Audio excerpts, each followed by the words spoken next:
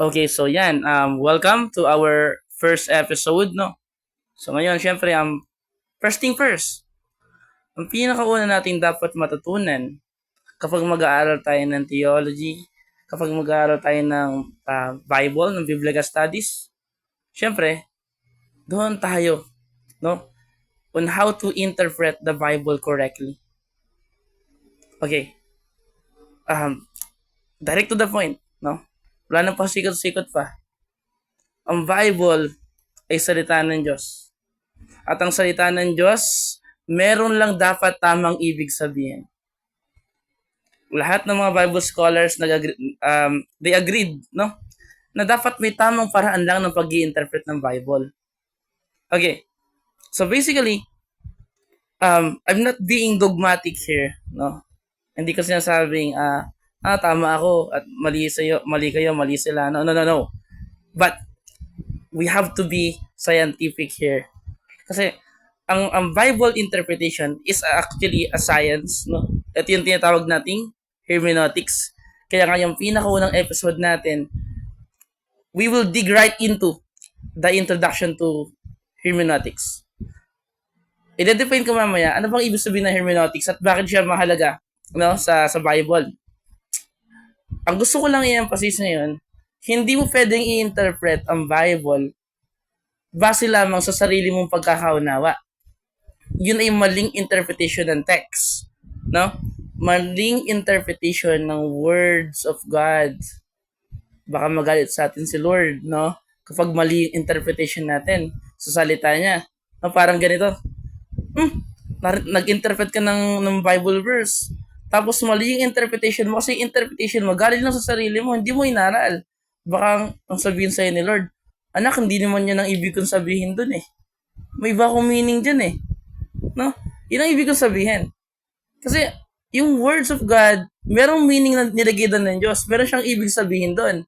At hindi mo yun pwedeng baguhin. No? So, huwag natin patagalin. Direct to the point tayo. Now, what is hermeneutics? No? Ayan. So, actually, merong 3 definitions ng hermeneutics, no? Para to make it simple, pinadali ko lang. Una, it is an art of interpretation.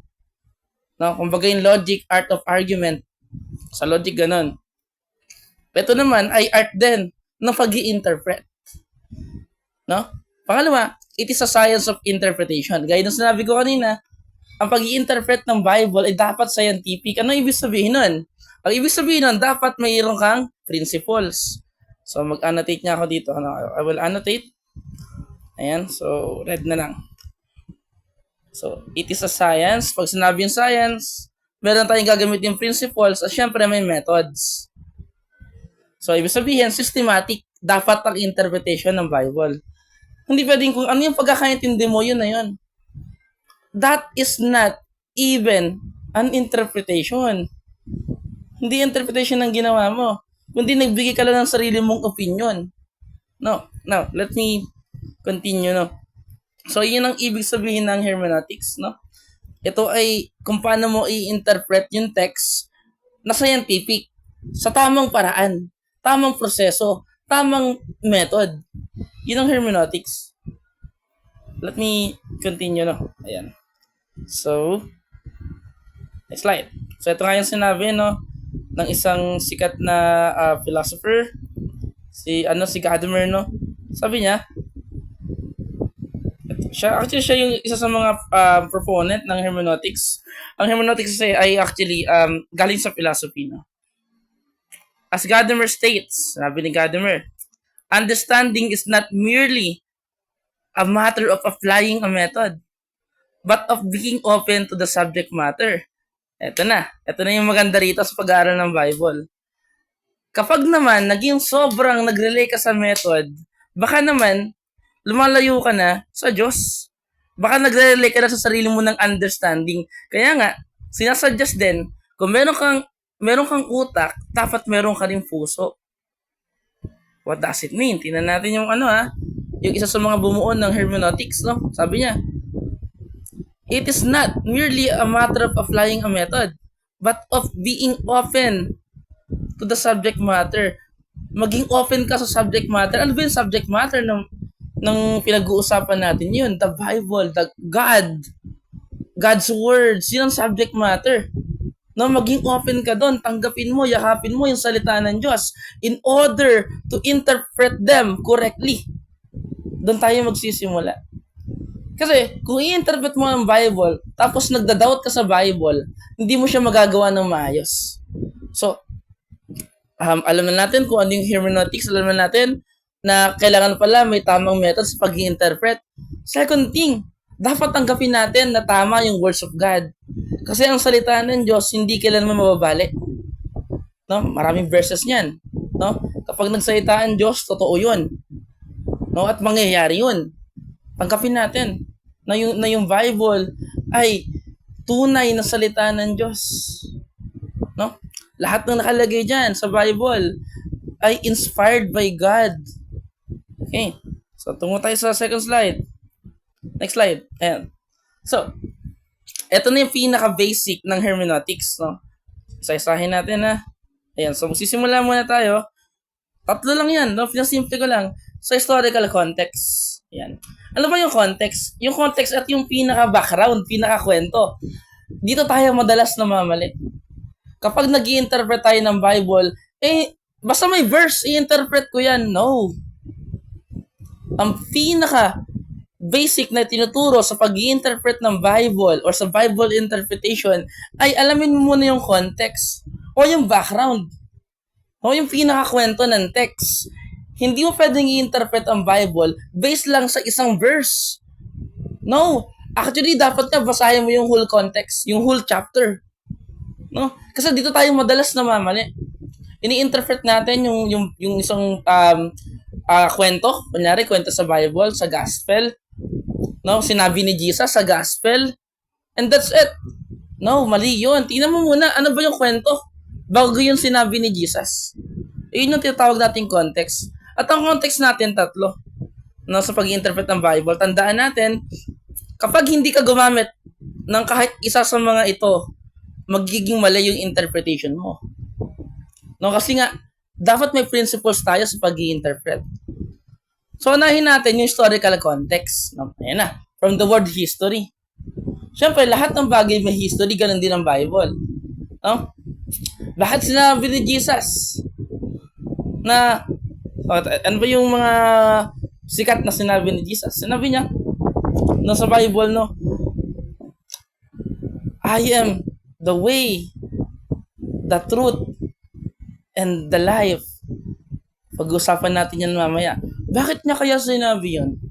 Siya daw ang daan, siya daw ang katotohanan, at siya ang buhay. Ano yung historical background nun? Meron yun eh. Hindi mo siya pwedeng interpret. Si Jesus kasi daan kasi ginagide niya tayo. Ay, hindi pwedeng ganun ng interpretation. Si Jesus kasi ang truth o katotohanan dahil lagi siya nagsasabi ng totoo. No. Hindi ganun mag-interpret ng Bible. Kaya titingnan natin mamaya, ano ang context noong sinabi ni Jesus na I am the way, the truth, and the life. Lahat yan may historical context. No? Pangalawa natin, yung cultural context. So dito, sa pag-i-interpret ng Bible, mahalaga talaga ang culture. No? Again, si Jesus may culture. Ang mga apostles may culture. Kaya, kailangan mong tandaan na hindi mo kayang i-interpret ang Bible kapag inalis mo yung culture. Yung cultural context. No? Marami yan. No? Even dun sa ano. So, bakit kaya nagalit yung mga Hudyo, yung mga Pariseo kay Jesus nung pinigilan niyang batuhin yung babae na nangalo niya. Tama naman yun eh. Tama naman yung ginawa ng Jesus eh. Pero bakit nagalit pa sila kay Jesus? Yun nga, ayun yung sinasabi ko. Mahalagang i-consider mo yung culture bago mo siya i-interpret. Sa culture nila, batas yun. Batas sa Torah. Na kapag ang babae ay nangalo niya, kailangan siyang batuhin hanggang mamatay. Pero kung di mo alam yun, magtataka ka. Kung bakit nagalit yung mga Hudyo kay Jesus. Diba? Yun ang kahalagahan ng culture sa pagbabasa natin ng Biblia. Pangatlo, yung linguistical context. At yung pinaka-favorito ko sa lahat actually, no? Ang Bible, hindi isinulat sa sarili nating wika. Hindi sa Tagalog, hindi rin sa English. So, ang Bible na hati, no, sa dalawa. So, we have this Old Testament and New Testament. Ang Old Testament ay sinulat sa Hebrew. At ang New Testament sinulat naman sa Greek. No?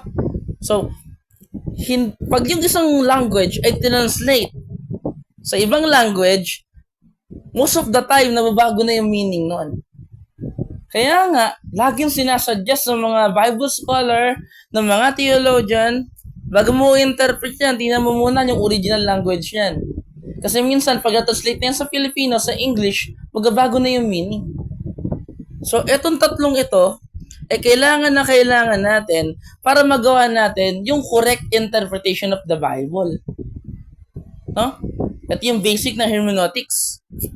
Yeah, let me move to another slide. Ito na yung verse na sinasabi ko kanina. No? So, we have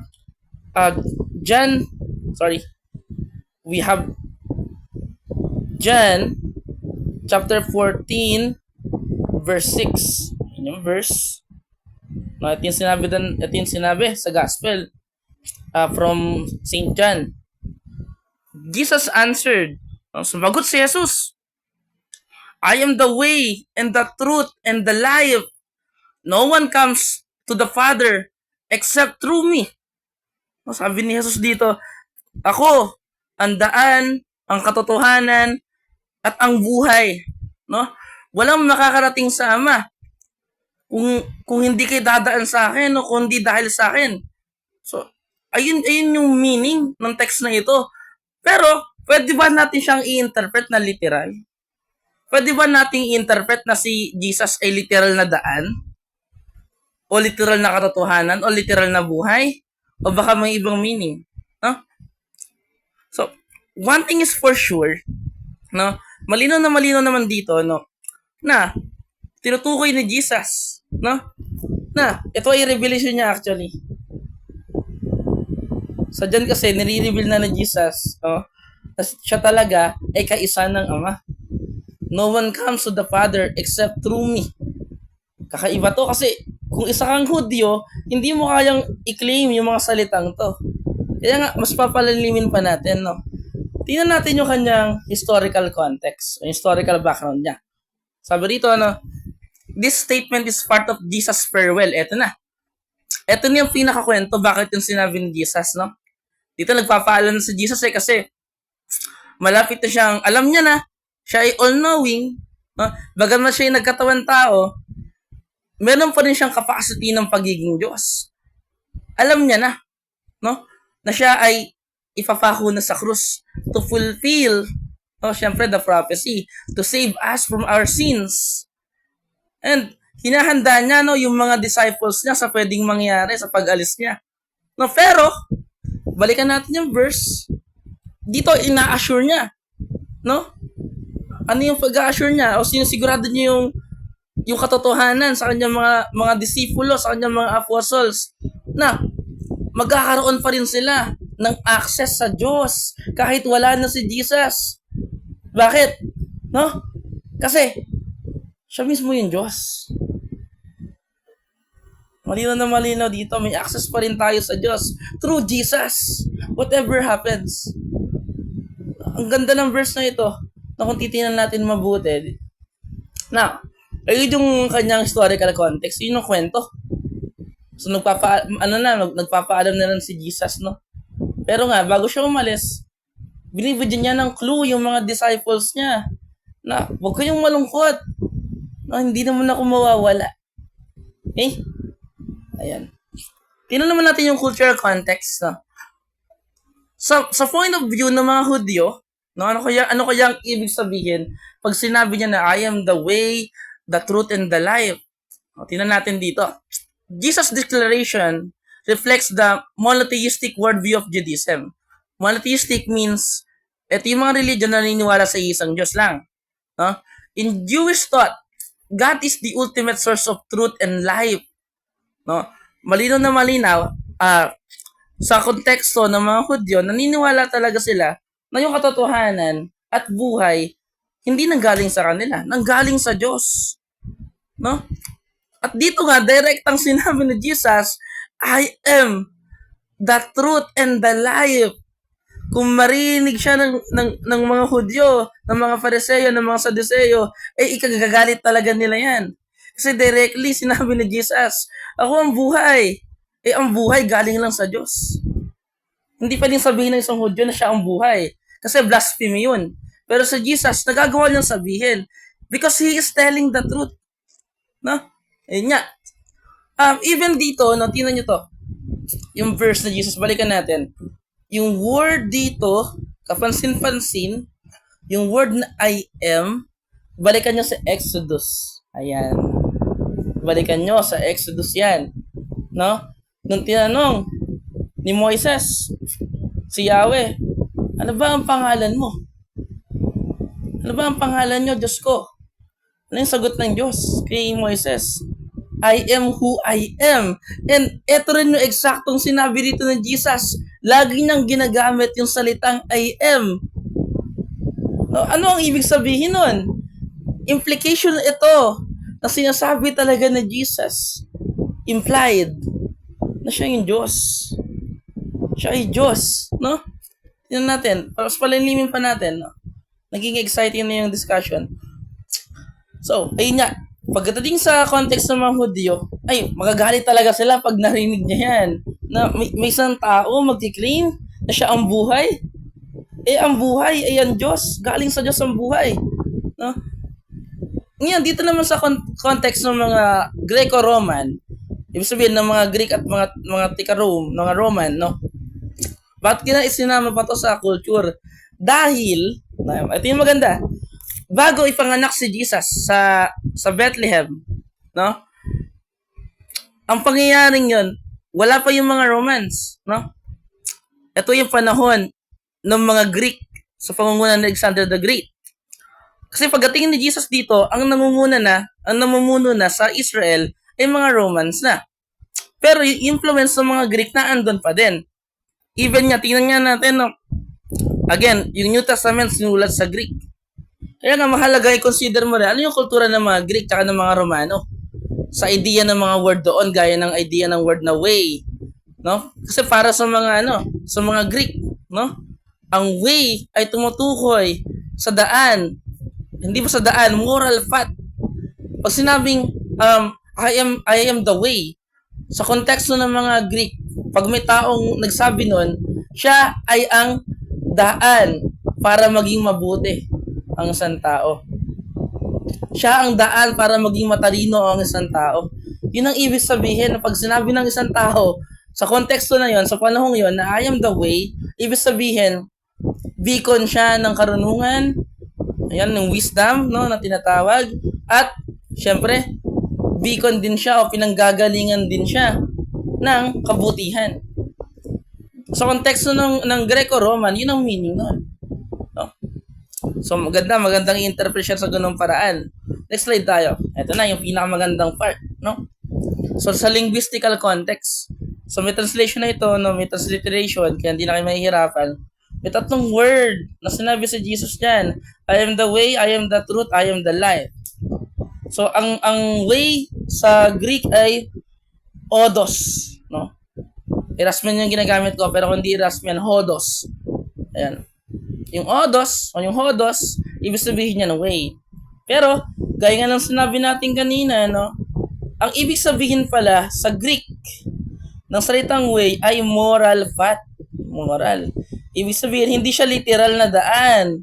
No. Siya ay daan patungo sa pagiging mabuti. Yun ang sinasabi ni Jesus. No? Kasi, ganito, ito yung point para mas madali nyo maintindihan. No? Ang mga Hudyo, kakaiba yung paniniwala nila kung ikukumpara sa ating mga Christian. Kasi ang mga Hudyo, naniniwala sila na para maging mabuting tao ka, kailangan mong sumunod sa Torah. Ano ba yung Torah? Ito yung law. No? Pag sinabing Torah, ito yung mga batas. So, para maging mabuti ka, kailangan mong sundin yung batas na binigay ni Moises. Kasi kapag nasunod ko to, mabuting tao ako. Sa atin, hindi. Bilang Christian, in order to be good, kailangan mong tanggapin si Jesus sa buhay mo. Hindi ka magiging tunay na mabuti kung wala si Jesus sa buhay mo. Yun ang ibig sabihin sa Greek ng salitang way o odos. Moral path. Daan sa pagiging mabuti. Kasi hindi natin kaya maging mabuti kung wala si Jesus. Susunod natin, we have the truth. Sa Greek, aletheia. Aletheia means truth. Ayan. Ang maganda rito, no? Kapag sinabing truth, wait lang ha. Papasok dito ang philosophy. Ayan. Tandaan to ha, si Socrates ay isang philosopher na nabuhay 500 taon bago magkatawan tao si Jesus. So, ang mga Griego ay may konsepto na ng philosophy. Pag sinabing katotohanan, tungkol ito, syempre, sa wisdom, yun ang pinag-aaralan ng mga philosopher, the truth. At sinasabi rito, sinasabi ng gospel na ang tunay na katotohanan ay hindi mo matatagpuan, sa human philosophy. Hindi mo matatagpuan sa Greek philosophy.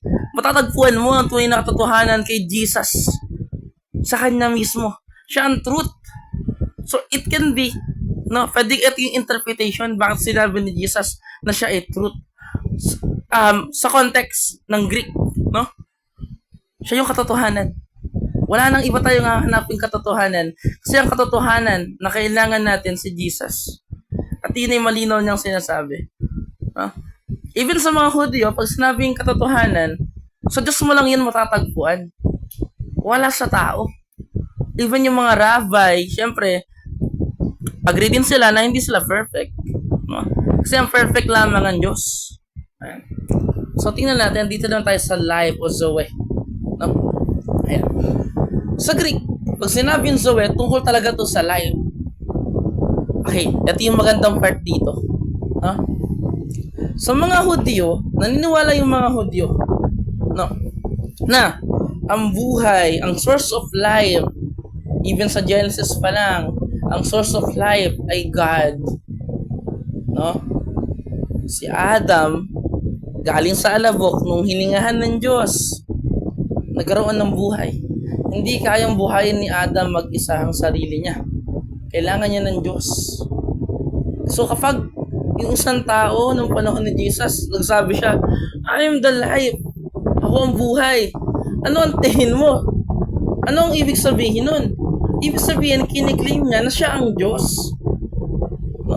Walang Hudyo ang magsasabi na siya ang buhay. Kasi blasphemy yun. Ang buhay ay ang Diyos. So sinasabi talaga ni Jesus dito, bravely, ako ang Diyos. Kasi ako ang way, ako ang truth, ako ang life. Hindi kayo makakarating sa Ama kung hindi dahil sa akin.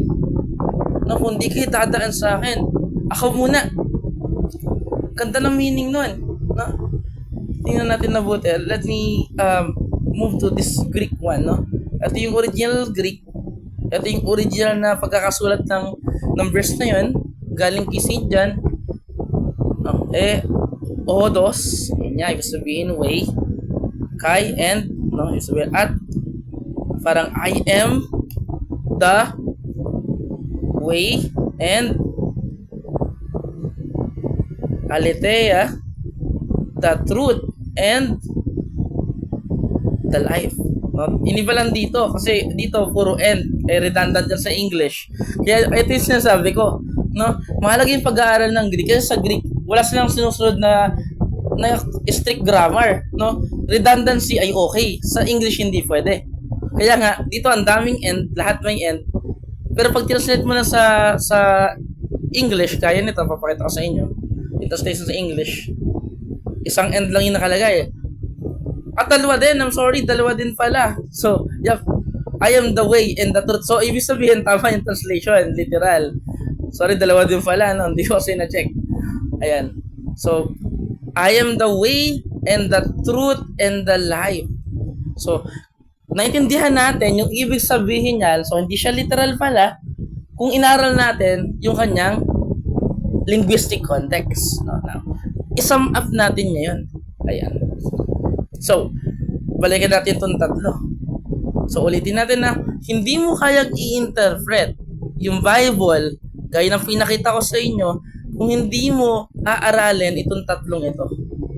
So pag i-interpret ng Bible, kapag hindi ka gumamit ng kahit isa dyan, hindi iyon interpretation. Ang ginawa mo lang, inintindi mo lang yung text para sa sarili mong opinion ang pagkakaunawa. At minsan tandaan natin ang sinasabi sa Proverbs, do not lean on your own understanding. Wag. No? Minsan ako nag-interpret ng Bible, humihingi talaga ako ng guidance, no? Sa Holy Spirit. Kasi minsan talaga, tao lang din ako, hindi ko siya kayang i-interpret correctly. I cannot do that, no? Yung wisdom talaga, sabi sa Proverbs, ay galing kay Lord. So, yep. See you next episode.